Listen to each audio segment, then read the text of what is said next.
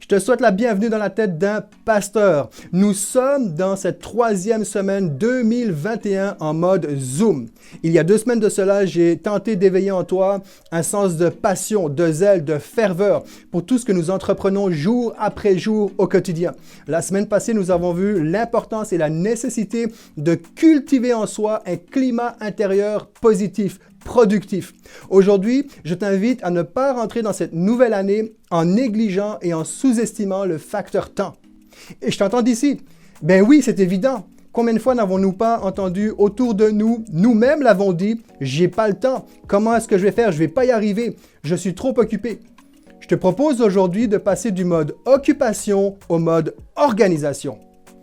Avant de regarder comment concrètement passer du mode occupation au mode organisation, je suis très conscient que les étagères du monde entier regorgent de livres sur la gestion de temps. Donc c'est évident que ce n'est pas dans ce clip de à peine quelques minutes que nous allons faire le tour de la question sur la gestion et l'organisation de notre agenda.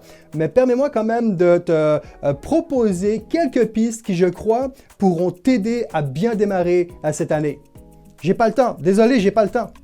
C'est l'une des phrases, je pense, que nous prononçons et entendons le plus souvent. Pourtant, nous avons tous exactement le même nombre d'heures par jour, par personne. Mais on continue à dire et à entendre « Désolé, j'ai pas le temps ». En passant, il y a même des personnes, des entrepreneurs, des pasteurs qui vont presque s'en faire un point d'honneur en disant « Ah, je suis trop occupé ». Comme si occupation était synonyme d'importance. Je suis trop occupé, donc je suis trop important. Non, je suis trop occupé fait écho à plutôt je m'occupe mal. J'ai un problème avec ma gestion de temps.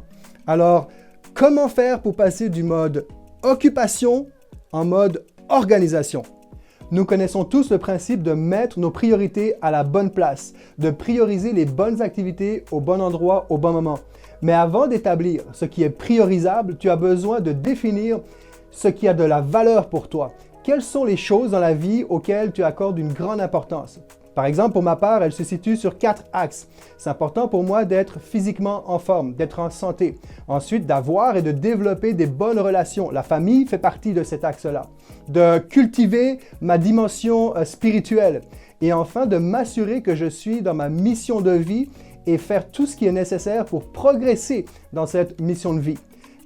En passant, ces 4 axes-là, tu vas les retrouver dans le clip, les 4 ancrages pour éviter un naufrage. Ouais, il est cohérent le bonhomme, il y a de la cohérence. Et toutes mes activités vont venir nourrir et alimenter l'une ou plusieurs de ces valeurs-là. Par conséquent, j'établis mes priorités en fonction des valeurs que j'ai définies pour ma vie personnelle. Maintenant que tu as organisé tes priorités en fonction de tes valeurs, là, tu es en mesure de passer du mode occupation au mode organisation.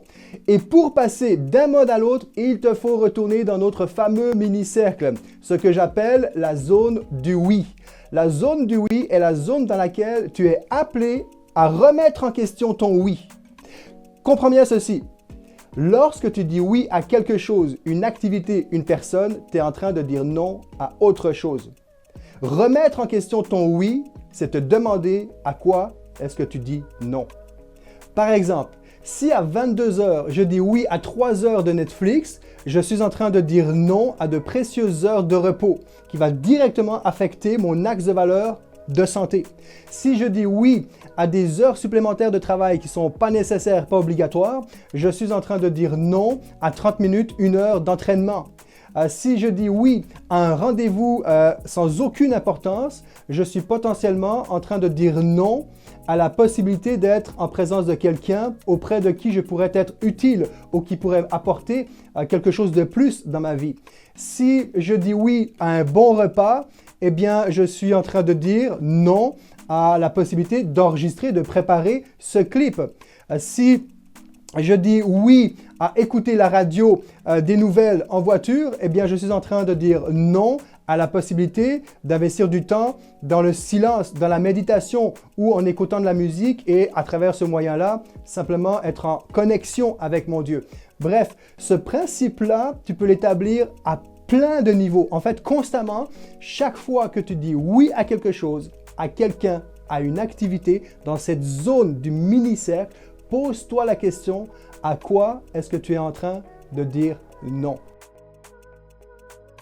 Avant de te souhaiter une bonne semaine, pose-toi les 3 questions suivantes. À quoi ton oui est en train de dire non? C'est ce que nous avons vu jusqu'à présent. Deuxièmement, comment est-ce que je peux maximiser mon temps? Par exemple, lorsque je cours, littéralement, je fais une pierre 3 coups. Étant donné que je cours, ça a un impact sur ma santé et j'écoute un podcast en même temps, donc je nourris mon intellect et du fait d'être à l'air libre, eh bien, je cultive mon esprit de créativité. En tout cas, c'est le cas pour ma part. Il y a plein d'occasions où l'on peut maximiser notre temps, que ce soit en prenant le train, le métro, la voiture, dans une salle d'attente, bref, c'est quasiment illimité. Dernière question, qu'est-ce que ça va me rapporter? Parce qu'on va se le dire clairement, passer 1 heure sur Instagram versus 1 heure en train de lire un livre spécifique dans un domaine précis qui peut t'aider dans ta vie à te développer, c'est pas le même profit. Donc, qu'est-ce que telle ou telle autre activité va te rapporter dans ta propre vie? Je te souhaite une bonne semaine. On se retrouve la semaine prochaine pour le 4e et dernier point de notre vision 2021 en mode Zoom. Allez, ciao, ciao!